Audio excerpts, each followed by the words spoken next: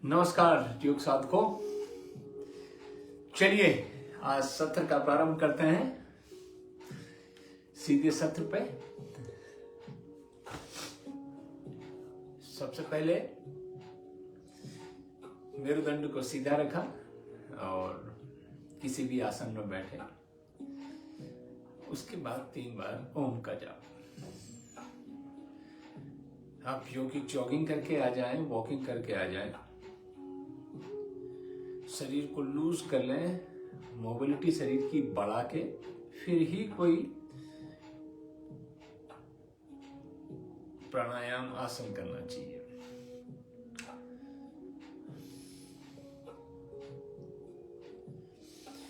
ओम के उच्चारण की तैयारी करें।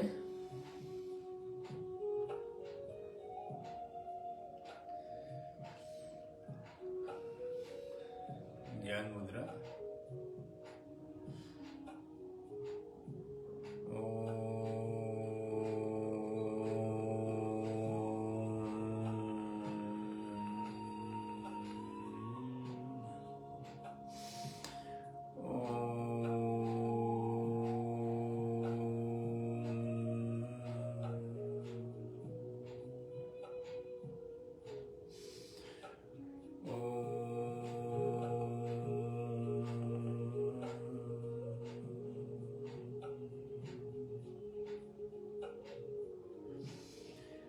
वैदिक प्रार्थना। संगच्छध्वं संवदध्वं संवो मनसि जानता देवभागं यथा पूर्वे संजनन उपासते संजनन उपासते संजानना उपासते। ओम शांति शांति शांति।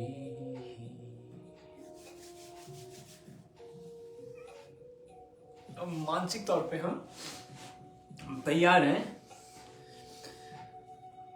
प्राणायामों की श्रृंखला को आगे बढ़ाने के लिए।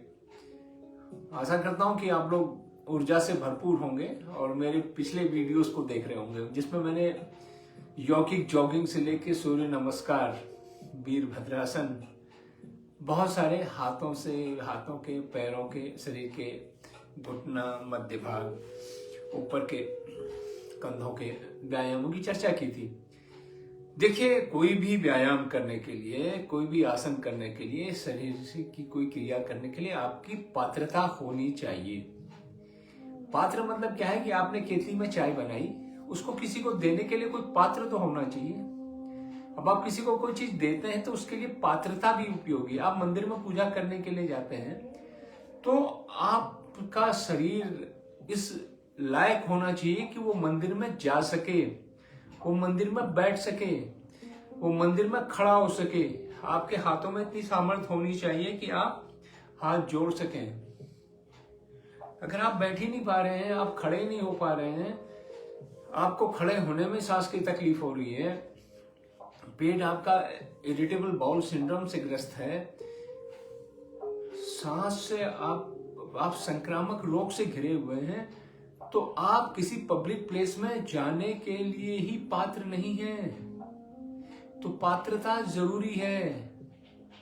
तो पहले पात्र बनने की अभ्यास करना है, पात्र बनना है। आप एक अच्छे पुत्र, अच्छे पति, अच्छी पुत्री, अच्छी पत्नी, अच्छे शिक्षक, अच्छे कर्मचारी, अच्छे मैनेजर्स, अच्छे डॉक्टर, इंजीनियर बनने के पात्र होने चाहिए। अदरवाइज जो भी आपके पास कानूनी दस्तावेज है वो paper of peace of A paper, only ये डॉक्यूमेंट है। भक्त होने के लिए भी पात्र होना पड़ता है। तो प्राणायाम करने के लिए भी पात्रता चाहिए। कई बार आपने वीडियो में सुना होगा, 1 घंटे कपालभाति कर लो, 1 घंटे अनुलोम विलोम कर लो तो असाध्य से असाध्य रोग होंगे। अरे भाई, आप ये भी तो देखिए कि क्या उसका शरीर इस योग्य है, क्या उसमें क्षमता है वो सब करने की। बिना उसकी पात्रता के जांच किए हुए यूट्यूब, फेसबुक या अन्य किसी माध्यम के द्वारा, कैसेटों के द्वारा आप जो ये देखते हैं कि ये कर लो ये कर लो, अरे उसके लिए आपकी पात्रता की जांच किसने की? आपके सामने तो 100 किलो वजन का वेट लिफ्टिंग का वो रखा हुआ है, बोला कि 100 किलो का वजन उठा लो और शरीर मजबूत हो जाएगा, बलिष्ठ हो जाएगा, 5 बार अभ्यास कर लो सुबह शाम। अरे जिसको आप बोल रहे हैं कि उस व्यक्ति की आयु, उस शारीरिक अवस्था, उसका पूर्व अभ्यास वो है भी कि नहीं, क्या वो पात्र है उस कार्य को करने के लिए? तो किसी का पित्त बढ़ा हुआ है और आप उसको बोल रहे हैं कि आप कपालभाति कर लो। किसी का हार्ट की प्रॉब्लम है, आप उसको बोल रहे हैं कि ये वाला आसन प्राणायाम कर लो। किसी को चक्कर आते हैं, उसको खड़े होने वाले आप करा रहे हैं। पात्रता बहुत जरूरी है, उसके लिए उचित अनुभवी प्रमाणित शिक्षक की आवश्यकता होती है, जो आपकी जांच करें, आपकी पात्रता की जांच करें, उसके अनुसार आपके लिए एक प्रेस्क्राइब करें कि भाई आप कितना कर सकते हैं। चलिए, ये तो बात होगी निर्देशों की। तो पहले सूक्ष्म व्यायाम किए, ये सब चीजें करने के बाद ही आप पात्र बनते हैं इसके करने के लिए। तो सबसे उठते ही सबसे पहले क्या करें? सबसे पहले रात को ब्रश करके सोएं आराम से, और ऑयल पुलिंग भी अगर आप कर सकते हैं रात को तो वो सब वंडरफुल थिंग। ऑयल पुलिंग में आपके पास बहुत सारे, उसके ऊपर अलग कभी चर्चा करेंगे। ऑयल पुलिंग, तेल में, मुंह में तेल रूपी द्रव्य को डाल के मुंह में काफी देर ऐसे ऐसे संकुचन और वो करके उसको 5-7 मिनट के बाद बाहर निकाल देते हैं। उसके बाद रात को ब्रश करके ही सोएं। ऐसे ब्रश भी ऐसे 2 मिनट में किया और रगड़ के मुंह में मालूम चला जो पेस्ट लगाया वो भी थूक दिया और उसके बाद दुबला हो गया, नहीं, आराम से करें, मसलों की मसाज करें, रात को सोएं। सुबह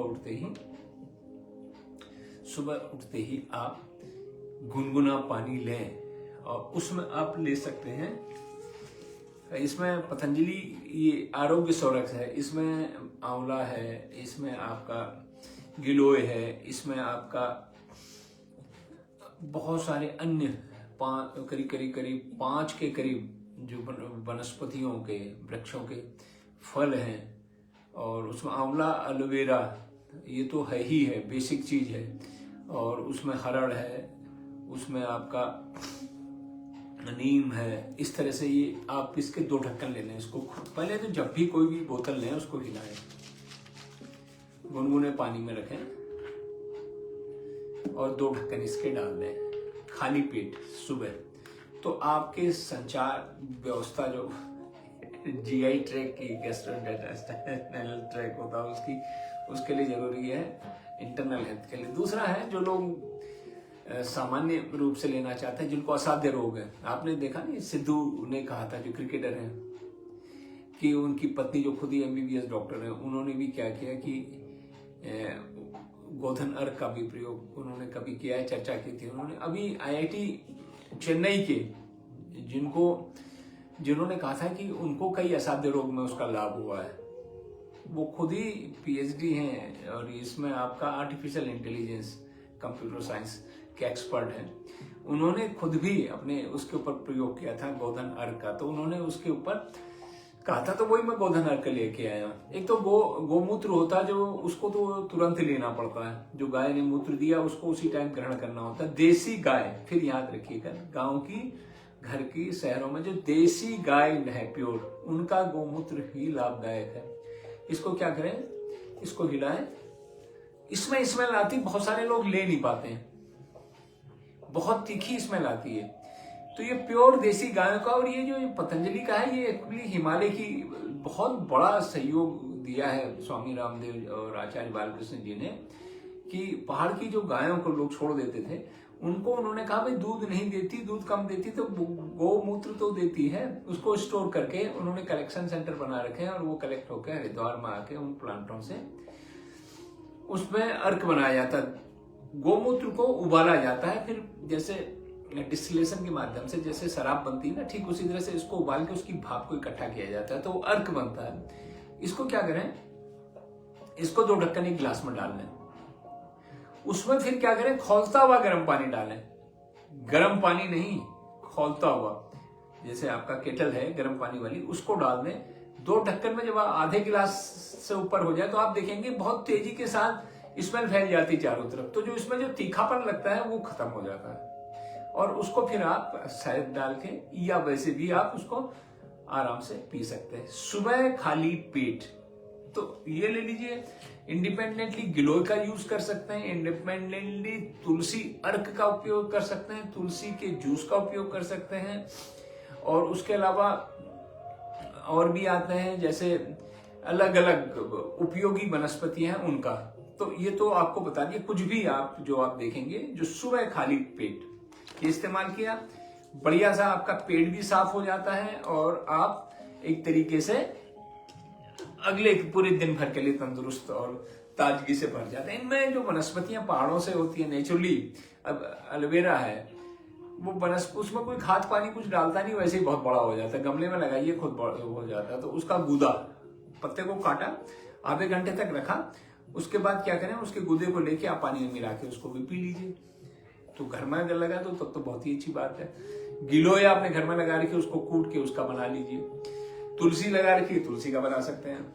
नीम आपको मिल ही जाता है। उसके अलावा उपयोगी द्रव्य हैं जो आप इन द्रव्यों को आप आराम से ले सकते हैं। सुबह खाली पेट लीजिए तो तैयार। फिर उसके बाद अपना फ्रेश हो जाइए। आयु अपनी सामर्थ्य के अनुसार, अगर आपका शरीर अनुमति देता है, 10 से 12, एक राउंड से लेके 12 राउंड तक और आराम से कर लें। अब उसके बाद फिर करें आप प्राणायाम। सारी चीजें निपटने के बाद फिर you are ready to perform या प्रैक्टिस प्राणायाम। प्राणों को आयाम देना, इसमें शास्त्रों में लिखा ना, आवाति वाही वेशजम विवाति वाही यद्रप त्वं ही विश्व वेशज देवानाम दूत ईयसे। प्रमाणिकता के साथ शास्त्रों का अगर आपने उल्लेख किया है तो वो आपको एक अलग प्रकाश, उसमें आपको एक नई दिशा में ले जाते हैं।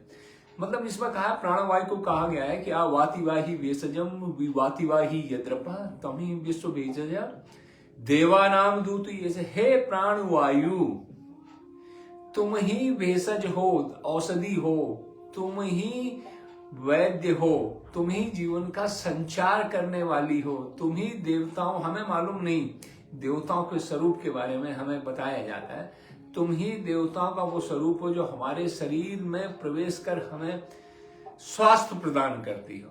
तो इसको सर्वगुण संपन्न बताया गया है प्राणवायु को। और हमारी पहचान भी तब तक है जब तक हमारे अंदर प्राणवायु का संचार हो रहा है। प्राण है और प्राणवायु जो मतलब इसका आवागमन शरीर में चलता है, तभी तक हम जीवित हैं। तो इसलिए याद रखें, आवातिवाही वेशजम विवातिवाही यद्रप त्वं ही विश्व वेशज देवानाम दूत हीयसे। देवताओं के दूत है प्राणवायु, आपको सत नमन। तो उसी को हम प्राणायाम एक नए आयाम के साथ करेंगे जिसको कहते हैं कपालभाति। इसको षट क्रिया में शामिल किया गया। हठ योग में इसका बहुत महत्व है। हठ योग प्रदीपिका का है, घैनन संहिता है, बहुत सारे शास्त्रों में जो हठ योग की परंपराओं का बहुत बड़ा उल्लेख है। महर्षि पतंजलि ने केवल बताया था आसनों के बारे में, उन्होंने सिद्धांत दिए थे, सूत्र दिए थे। योग सूत्र में 195 सूत्र हैं, फॉर्मूले हैं छोटे छोटे, और वो एक A4 जो पेपर होता है उसमें अगर आप छोटे छोटे टाइप करें 8 साइज के उसमें, तो A4 में पूरा पतंजलि योग सूत्र आ जाता है। तो घैनन संहिता जो है उसके जो आदि, वो जो संस्थापक जो माने जाते हैं, जहां से जो प्रवर्तक हैं वो आदि शिव को माना जाता है, भगवान शिव शंकर को माना जाता है। शिव ही प्रणेता है और नाथ संप्रदाय ने इस दिशा में बहुत बड़ा काम किया है। बहुत गुरु हुए हैं नाथ संप्रदाय में। आपने गोरक्षनाथ का नाम सुना होगा, आपने मत्स्येंद्र नाथ का नाम सुना होगा। तो वो बहुत सारे गुरु हुए जिन्होंने इस परंपरा को आगे बढ़ाया। तो उन्होंने इसको, ये जो हम आज कपाल भाती जिसकी चर्चा करेंगे, कपाल माने माथा, कपाल ये, भाती माने चमकता हुआ चेहरा कैसे बनेगा। स्वस्थ व्यक्ति की पहचान होती है उसका चेहरा। आपका चेहरा है, it is index of your health, है ना। जैसे ये ड्राइंग रूम हमारा, तो ये चमकता हुआ है। तो इसी तरह से हमारे शरीर जो है उसका जो ये इसका ड्राइंग रूम ये समझ लीजिए। तो ये चमकता है, दमकता है, साफ सुथरा रहे। तो ये कौन बनाएगा इसको, कौन सा आसन, कौन सा प्राणायाम? तो वो बताया गया कि ये क्रियाएं, 6 क्रियाएं बताई गई थी वो नाथ संप्रदाय के द्वारा 60 क्रियाओं में। तो कपालभाति की महत्वता इतनी बड़ी, इसको प्राणायाम में भी शामिल कर लिया गया है। और स्वामी रामदेव जी ने तो इसको इतना महत्व दिया है कि इसको उन्होंने जैसे लौकी को, एलोवेरा को, गिलोय को इतना महत्व दिया कि जन जन तक पहुंच गया वो। तो जो ज्ञान कंदराओं में गुफाओं तक ही सीमित था, उसको उन्होंने जन जन तक पहुंचा दिया। तो अब क्या है, तो हम वही बात कर रहे हैं कि गहन संहिताओं में लिखा हुआ है, और उसके बाद हठ योग अगर आप गूगल सर्च करेंगे तो पूरी सीरीज आ जाएगी। तो उसमें 60 क्रियाएं, आंखों को साफ करने के लिए जो क्लिंजिंग का जो तरीका है, वो आंखों को त्राटक कहते हैं, त्राटक की भी एक कक्षा चलेगी।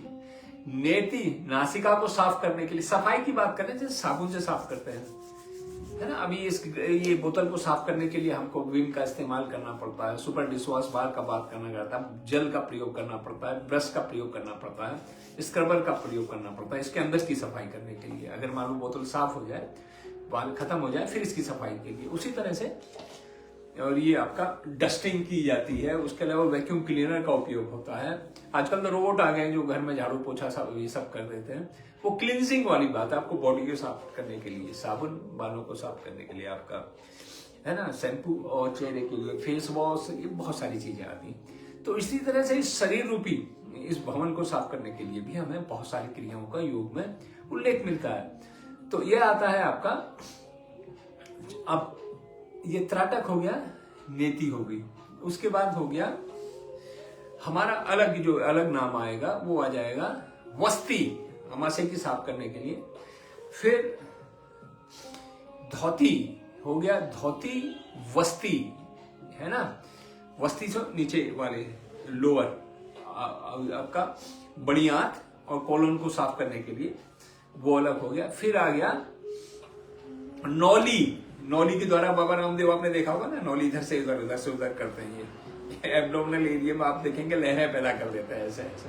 तो वो तो 4 तो हो गए, है ना। तो अब आ जाएगा आपका ये 5वां हो गया आपका नौली, वाम नौली और दक्षिण नौली दोनों को करना सीखना पड़ता है। वो अब कठिन अभ्यास आ जाता है। वो पूरा आपकी आंतों को, आपके आमाशय के सारे हिस्सों को, आपके लीवर, किडनी, पैंक्रियाज, इन सबको साफ कर देता है। उसके बाद आ जाता है आपका कपालभाति। अब इसके ऊपर अपर फैकल्टी और लंग्स को कैसे साफ करें। अब हाथ डाल नहीं सकते, ब्रश का उपयोग कर नहीं सकते। अब क्या किया जाए, तो उसके लिए किया है कपालभाति। कपाल माने माथा, भाति माने चमकता हुआ चेहरा, माथा। ये आपने देखा ना, बिंदी लगाते, माता बहनें बिंदी यहाँ पे लगाती है, हम तिलक लगाते थे, है ना, तिलकुंड लगाते हैं। तो माथा आपका ये बहुत, इसी में त्रिनेत्र की कल्पना की गई है शिव जी की, पीनियल ग्लैंड भी इसके पीछे होती है। तो उसको कैसे स्वस्थ रखा जाए, चमकता हुआ माथा, कपालभाति। तो ये 60 क्रियाओं का एक अंग है और उसको वर्तमान समय में ले लिया गया है प्राणायाम में। अगर आप योगा सर्टिफिकेशन बोर्ड के विभिन्न चरणों में, yoga protocol instructor, yoga teacher, evaluator, yoga master, अगर आप इस तरह के परीक्षाएं देते हैं तो वहां पे आएगा कपालभाति। तो आपको सूत्रों के द्वारा प्रोवित करना पड़ता है कि कपालभाति है क्या। तो वहां को आपको गहन अध्ययन करना पड़ेगा, शास्त्रों का अध्ययन करना पड़ेगा, पुस्तकों का अध्ययन करना पड़ेगा, तब कपालभाति की सही आपको डेफिनेशन देनी होगी। किस कैटेगरी में आता है, प्राणायाम में आता है या 60 क्रियाओं में। तो 60 क्रियाओं में निर्विवाद रूप से ये शामिल है। तो हठ, ये आपके हठ योग प्रदीपिका से लेके अन्य कई शास्त्रों में बिल्कुल साफ रूप से इसकी क्रिया विधि सब बताई गई है। तो ये स्पष्ट हो गया आपको कपालभाति को। बाद में इसकी महत्ता को देखते हुए इसको इसमें भी शामिल किया गया है, मगर आप इसकी और गहराई में जाएंगे तो इसमें कई लोग इसको उधर तो है ही, प्राणायाम के ऊपर प्रश्न चिन्ह खड़ा कर देते हैं। तो मैं कोई विवाद नहीं खड़ा कर रहा हूं, हमें काम से मतलब है, हमें सीखने से मतलब है, हमें लाभ लेने से मतलब है। अब इसके लाभ क्या होंगे, आपका डाइजेस्टिव ट्रैक्ट बिल्कुल सही हो जाएगा, आपकी एब्डोमिनल मसल बहुत मजबूत हो जाएंगी, है ना।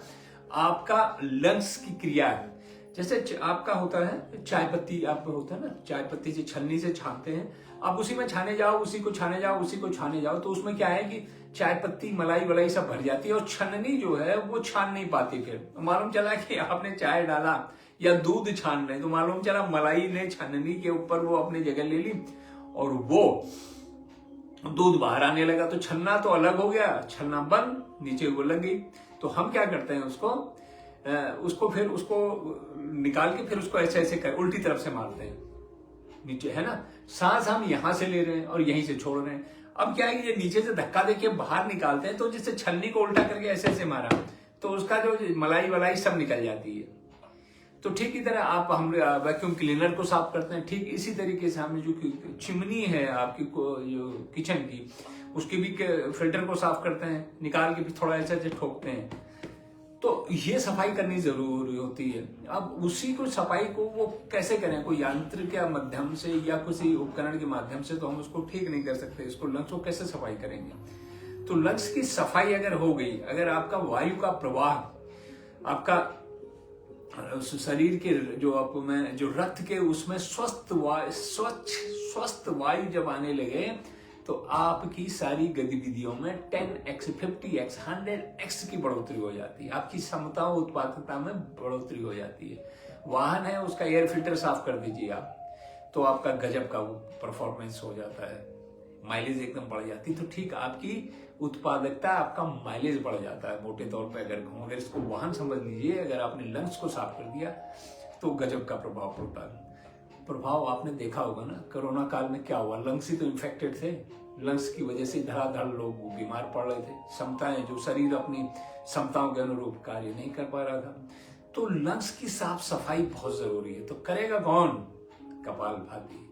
उससे आपका मन प्रफुल्ल रहता है, ऊर्जा से आप भरे रहते हैं। शरीर के सारे अंग, लीवर, किडनी, पैंक्रियास, जितने भी अंग इस एरिया में, अब आप बताइए सारा महत्वपूर्ण डिपार्टमेंट तो इसी के अंदर है ना। तो सभी का व्यायाम हो जाता है। सभी को बहुत, जैसे आप जो भी व्यायाम ऐसे ऐसे कर रहे हैं, आप ये सूक्ष्म व्यायाम, उसके सूक्ष्म व्यायाम भी हो जाते हैं। आप जो कर रहे हैं ऐसे करिए, आप पैरों से करिए, है ना, आप ये वाला करिए। अब ये सब तो हो रहा है। ये वाला पोर्शन जो है इसका व्यायाम कहाँ पे हो रहा है? ये तो स्थिर पड़ा हुआ है। जो सांसों से आवागमन हो रहा है उसी से ये हो रहा है। हार्ट अपना काम कर रहा है नॉर्मल ऐसे। तो बाकी कैसे करें उसको? उस जो यांत्रिक गति है वो ऑटोमेटिक उससे हो रही है, ब्रेन से संचालित हो रही है, मस्तिष्क उसको संचालित कर रहा है, नर्वस सिस्टम उसको मैनेज कर रहा है। उसके आपकी तरफ से क्या प्रयास हो रहा है?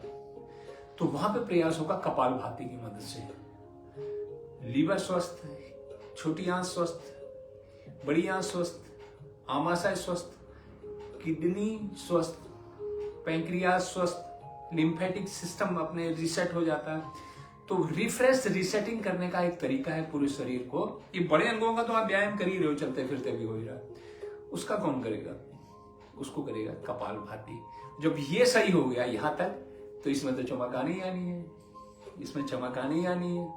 आपकी झुर्रियां भी कम होनी है, आंखों की रोशनी भी बढ़नी है, आपके जो एंडोक्राइन सिस्टम की जो ग्लैंड्स बहुत सारी हैं वो सक्रिय हो जाती हैं। बहुत लाभ है, खूब चर्चा की जा सकती है। जब इसके लाभ है तो भाई इसके कुछ सावधानियां भी तो होंगी। जी हाँ, बहुत ज्यादा सावधानियां हैं। करने से ज्यादा उनको बताना है जिनको नहीं करना है, जिनकी नाभि खसकी हुई है।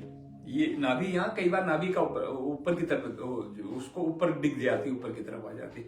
किसी को एसिडिटी होती है, अपच होती है, ब्लोटिंग होती है ना। तो उनको इसको बिना चिकित्सक की सलाह के, बिना योग शिक्षक के उसके नहीं करना है। क्योंकि आपने ये बढ़ाया, हम प्राणवायु को ऊपर की तरफ ले जा रहे हैं, इसको नीचे से ऊपर की तरफ ऊर्जा का ऊर्ध्वाधर हो रहा है। तो आपकी एसिडिटी भी बढ़ जाएगी, ब्लोटिंग भी बढ़ जाएगी, आपकी गैस्ट्रिक प्रॉब्लम भी बढ़ जाएगी। तो उसके लिए अगर आपका केस हिस्ट्री में मालूम है कि ये सब चीजें हैं तो न करें शिक्षक की और चिकित्सक की सलाह के बिना। जिनके ऑपरेशन हो रखे हैं, इधर ऑपरेशन हो रखे हैं, किसी भी प्रकार के बहुत सारे ऑपरेशन है जो भी हो रखे हैं, वो माताएं बहनें गर्भ धारण के समय या पीरियड के दौरान ना करें। उसको नहीं करना है, 4-5 दिन का जो पीरियड रहता है, और गर्भ धारण के समय तो बिल्कुल ना करें। बहुत शक्तिशाली है, जब इतने लाभ देता है, इतने बड़े ऑर्गन को हिला देता है, तो वो भ्रूण को भी प्रभावित कर सकता है। तो इसलिए ना किया जाए उसको। जिस व्यक्ति को क्रॉनिकल अस्थमा है, जिस व्यक्ति का क्रॉनिकल जो डिजीज हो रखी है वो भी ना करें। बहुत ऊर्जावान शक्तिवान क्रिया है तो जिससे सीधा सीधा असर पड़ता है। स्पाइन रिलेटेड इंजुरीज हैं वो भी इसको ना करें। हाई बीपी, हार्ट से संबंधित रोग होने पर भी इसको ना करें।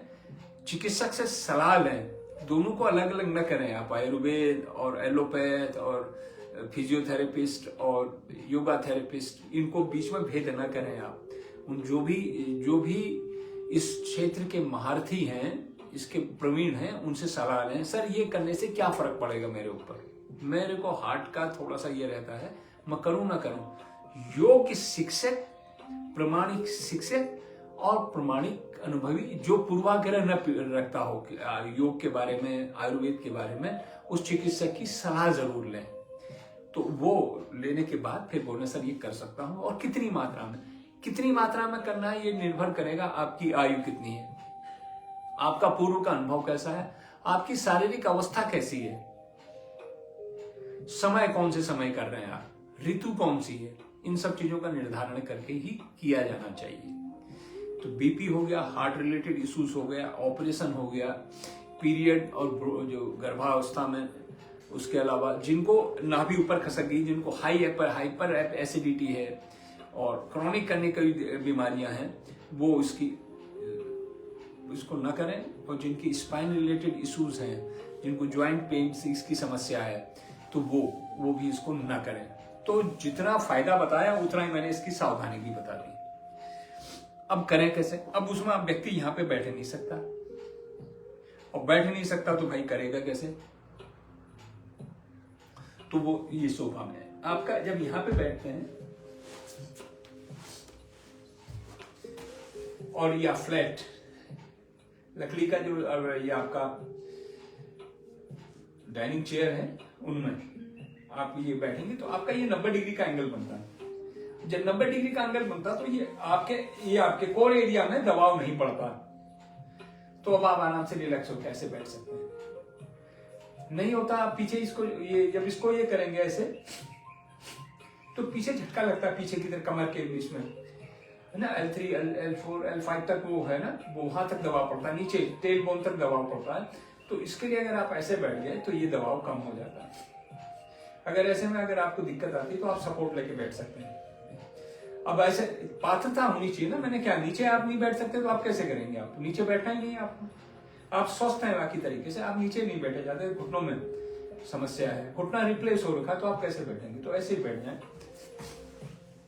दूसरा आपने कैसे करना है, अब मैं यहाँ पे बैठा हूं तो ये मेरे जो घुटने ऊपर हो गए हैं, ये 9 इंच का है, यहां से लेके यहां तक ये 9 इंच ऊपर हो गए। अब जब ये ऊंचे हो गए हैं तो मेरी कमर जो है आगे की तरफ आ गई है। ये देखिए, अगर आप देखें ये मैं बैठा हूं सुखासन में, तो ये घुटने ऊपर उड़ गए। अब ये एकदम यूं करके बैठता हूं तो ये अलग वो बन जाता है।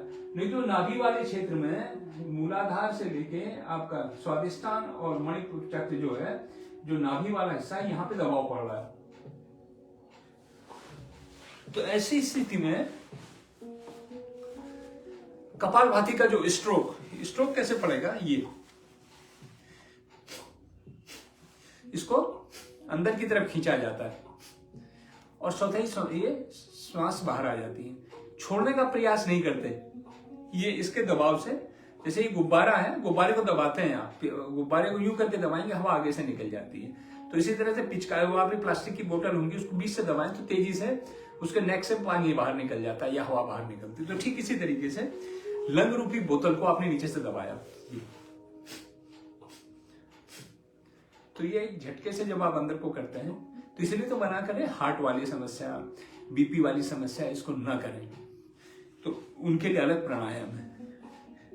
ये देखिए, इसको अंदर को खींच रहा हूं, मान समझिए कोई दबाव दे रहा है अंदर को, तो नीचे से दबाव पड़ रहा, तो लंग्स जो है ऐसे फैले हुए ना, फेफड़े वो दब के ऊपर आते हैं, हवा जो है विंड पाइप से नासिका के माध्यम से बाहर, मुंह रहेगा बंद। ये प्रक्रिया समझा रहा हूं, मगर वो प्रक्रिया समझाने से पहले मेरा काम है कि आपको उसके लिए बैठना कैसे है, किस एंगल में ये सबसे अच्छा होता है, वो समझाना बहुत जरूरी है।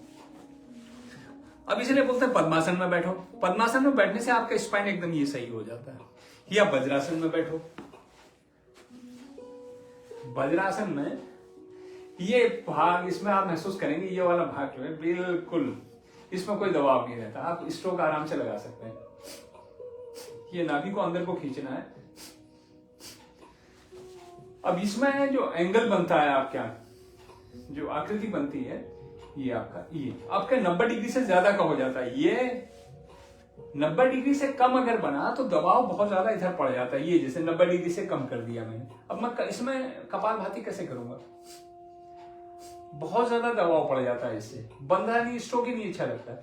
ये 90 डिग्री में तो बढ़िया है, 90 डिग्री से ज्यादा, अभी ये 90, ये मेरा ये आया न्यून कोण से अधिक कोण हो गया ये, और ये 90, ये अगर ऐसे झुक गया तो ये फिर यहाँ पे नहीं लगेगा, तो यहाँ पे दबाव ना पड़े। ये आपका कोर वाला रीजन है, ये बिल्कुल है, नाभि क्षेत्र बिल्कुल मुक्त रहे। तो ये या तो आप पद्मासन में बैठे या आप बैठे वज्रासन में। एक और होता है स्वास्तिकासन। ये घुटना नहीं, या अर्ध पद्मासन। पद्मासन में तो आपको ये हो गया, ऐसे बैठे और इसको उठा के यहां पे रख दिया। ये देखिए पद्मासन में आपके घुटने नीचे हो गए और ये 90 डिग्री का कोण बन गया। मैं पहले आपका बेस तैयार करा रहा हूं, सीधे बैठो कपालभाति कर लो, ऐसे ऐसा नहीं होता, पहले सारे स्टेप्स क्लियर करने पड़ते हैं।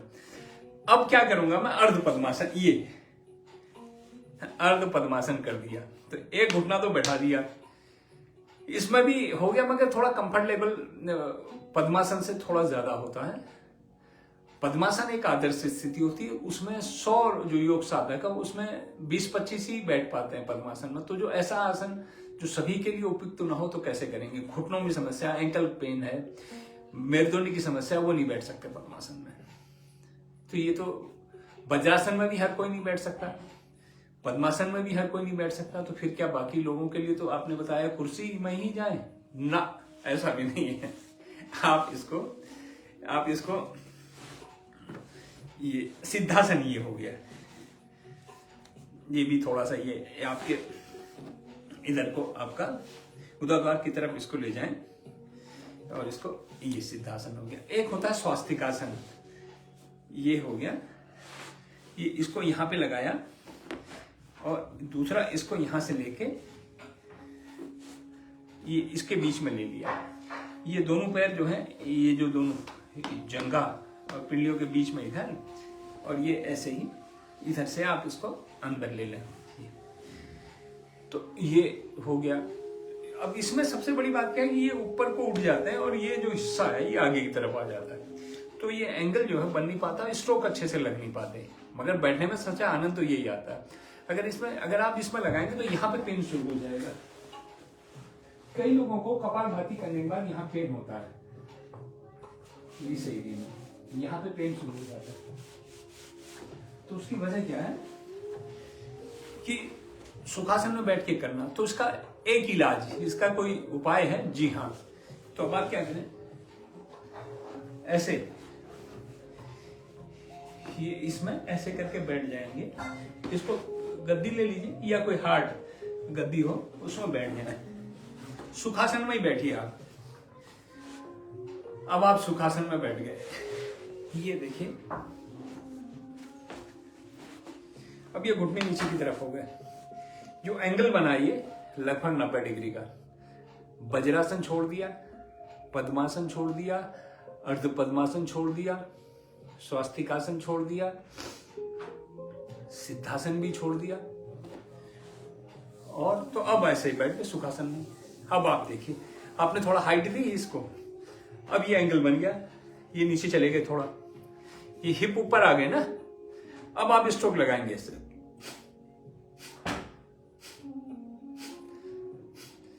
तो इसमें अब आपका ये जो एंगल है ये ऐसे आया और यहां से आप पीछे ये, तो हिप ऊपर हो गए कम से कम 3 इंच, 2 से 3 इंच हिप वाला जो पोर्शन है आपकी सीट है वो ऊपर हो गई। तो अब आपका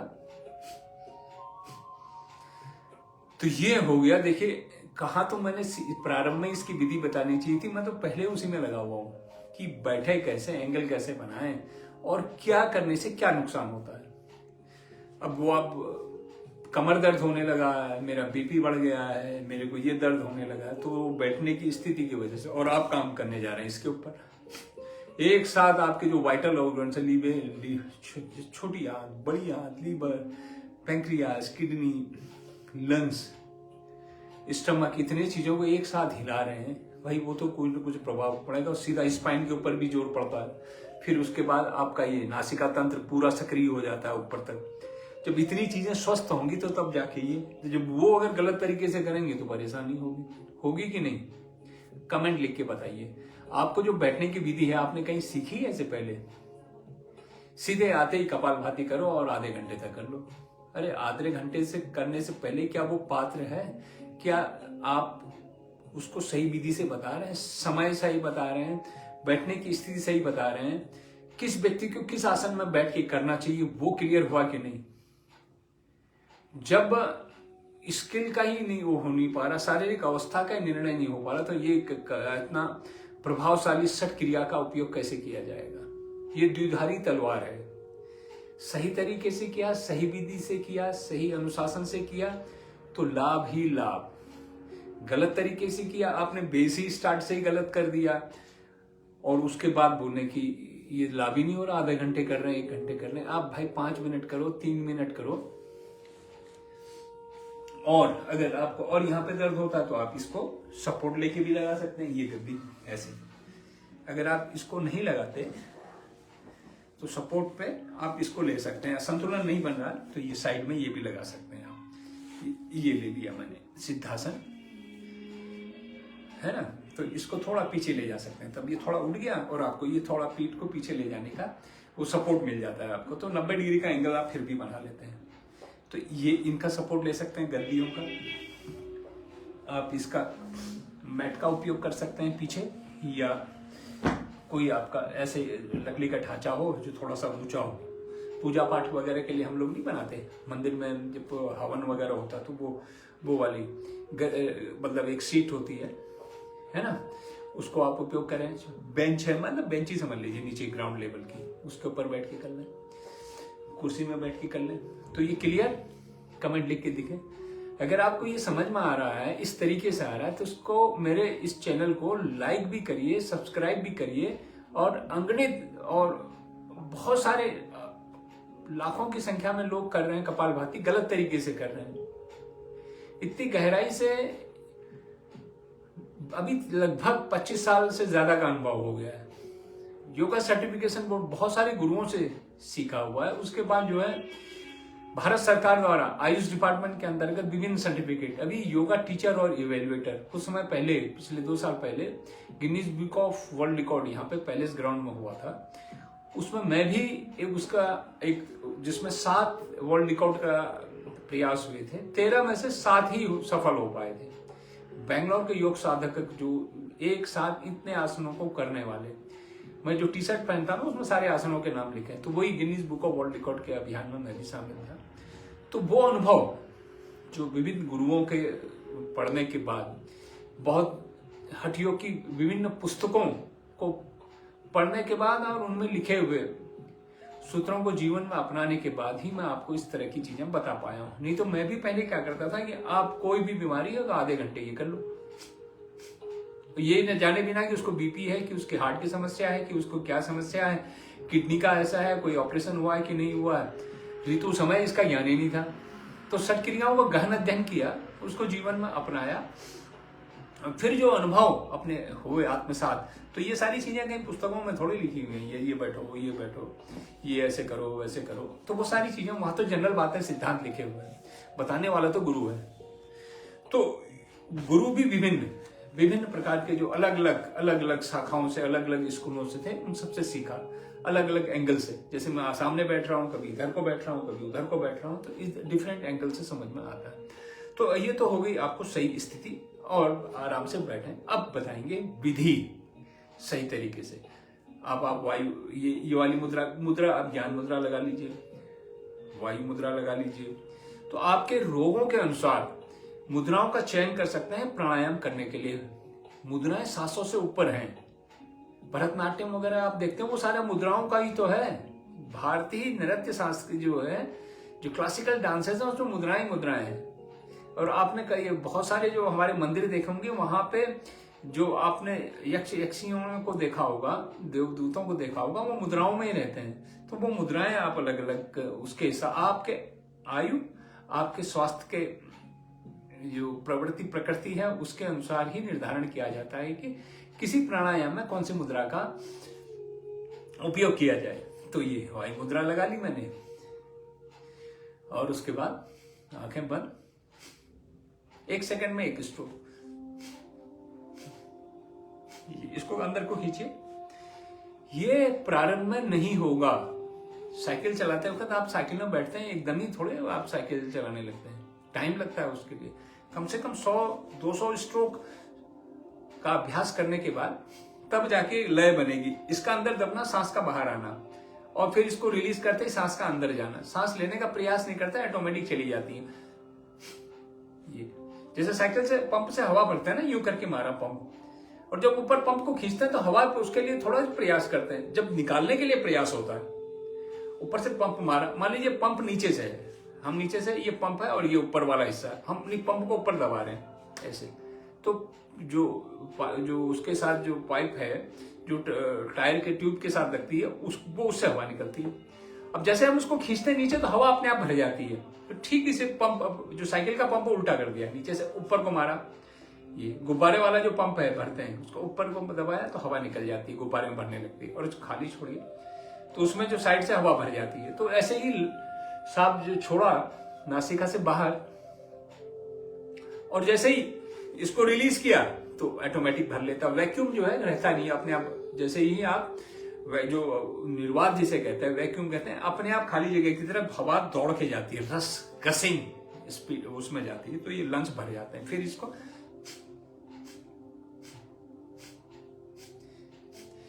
धीरे धीरे प्रयास करते हैं, 2 या 3 सेकंड में 1 स्ट्रोक प्रारंभ में। अब बोलो 1 सेकंड में 1 स्ट्रोक, और 1 घंटे कर लो, आधा घंटा कर लो। अरे भाई उसकी तो हालत खराब हो जाएगी, बीमार पड़ जाएगा। उसके जो कंट्राडिक्शन है, कंट्रा इंडिकेशन है, वो प्रारंभ हो जाएंगे, उसके विपरीत उसके ऊपर असर पड़ेगा। तो धीरे धीरे सहजता के साथ पहले 1-2 सेकंड में 1 स्ट्रोक, पूरा स्ट्रोक होने दीजिए। यहाँ हाथ लगाइए, ये अंदर गया, सांस इधर आ रही है कि मालूम चला ये तो लगाया जा रहा है, यहाँ से कुछ हो ही नहीं रहा है, और मालूम चला यूं हो रहा है, यहां से तो धनाधन लगातार सांस छूट रही है, यहाँ पे कुछ हुआ ही नहीं। तो तालमेल ही नहीं बैठा। जब साइकिल चलाते हैं तो ऐसे ही होता है। जब रोटी बेलते हैं ना, तो इधर त्रिभुज, चतुर्भुज, पंचभुज, षटकोण, पता नहीं क्या क्या बनता है जब रोटी पहली बनाना सीखते हैं। फिर बनाते बनाते बनाते बनाते फिर रोटी गोल शेप में आने लगती है। तो कपालभाति को साधने के लिए इतना अभ्यास करना पड़ता है।